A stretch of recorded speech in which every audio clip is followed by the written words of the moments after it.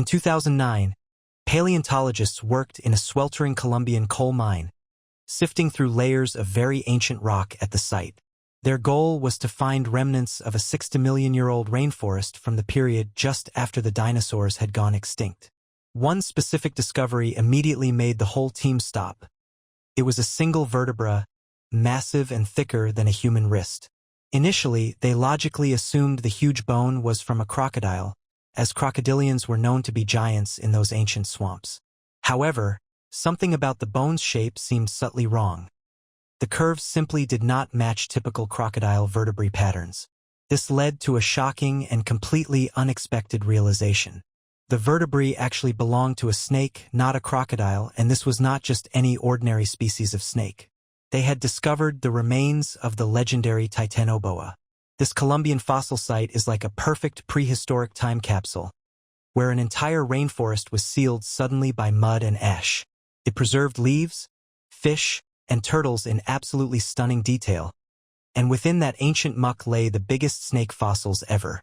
The team later recovered dozens more vertebrae and associated ribs, which proved the find was not a fluke or an exaggeration.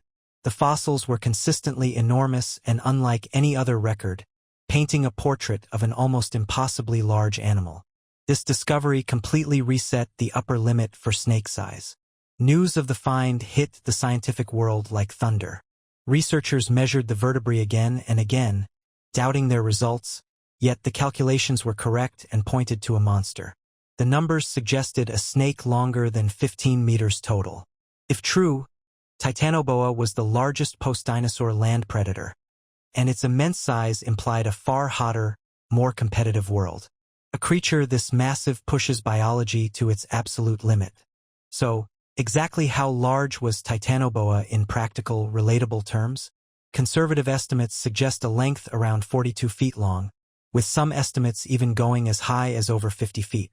It likely weighed between 2,000 and 2,500 pounds. For direct context, the largest modern anaconda is 28 feet and weighs only about 500 pounds on average. Therefore, Titanoboa was nearly twice as long and heavier. But how can scientists determine size from just vertebrae fossils? Modern snakes follow predictable scaling laws related to their bones. Vertebrae size directly correlates with the snake's total body length. Scientists compare Titanoboa's bones to modern boas and anacondas and then extrapolate backwards to estimate its colossal true size. The deeper question is why Titanoboa grew so much larger. The critical answer hinges entirely on environmental temperature levels. Snakes are ectotherms, meaning they cannot self-regulate body heat.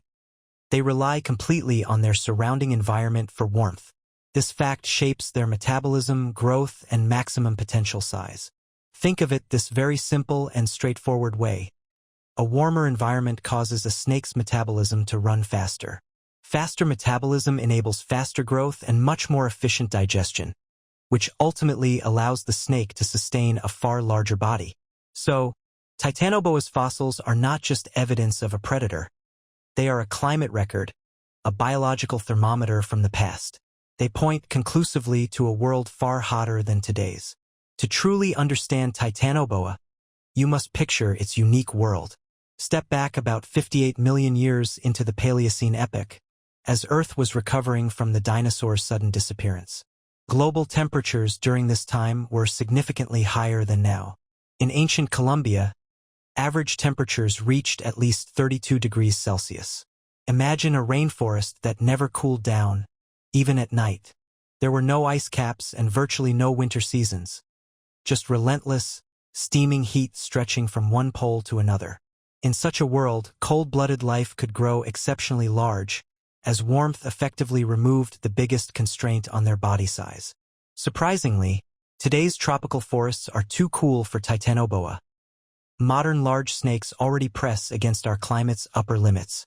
Reaching Titanoboa's size required a consistently warmer world for eons, as its massive body needed that intense heat to function properly.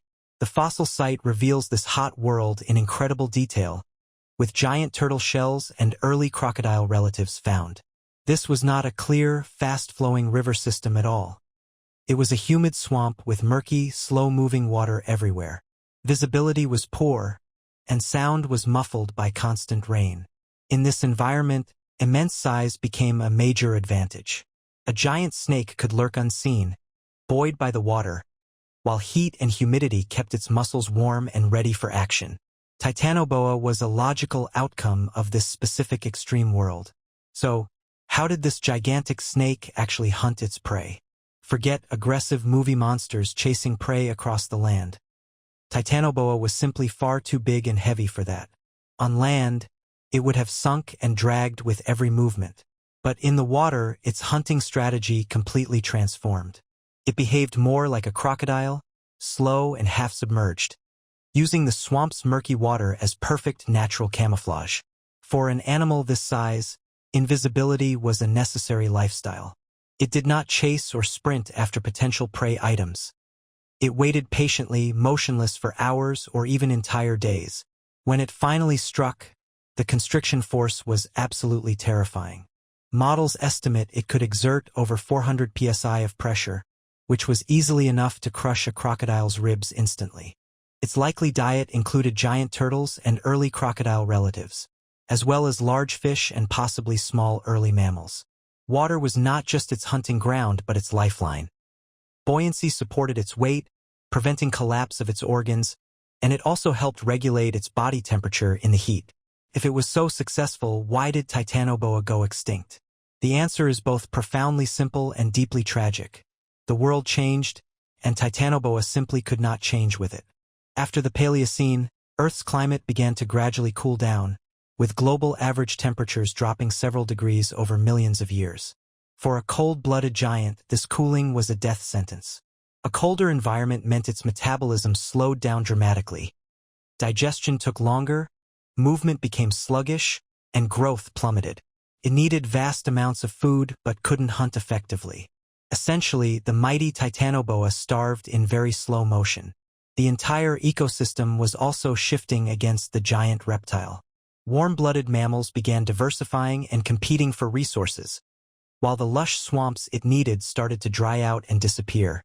Its prey animals, like giant turtles, also began dying out. Titanoboa did not die from predation, disease, or competition. It died because the planet cooled by just a few degrees. That small climatic shift erased the largest snake ever. This shows climate defines the limits of what life is possible.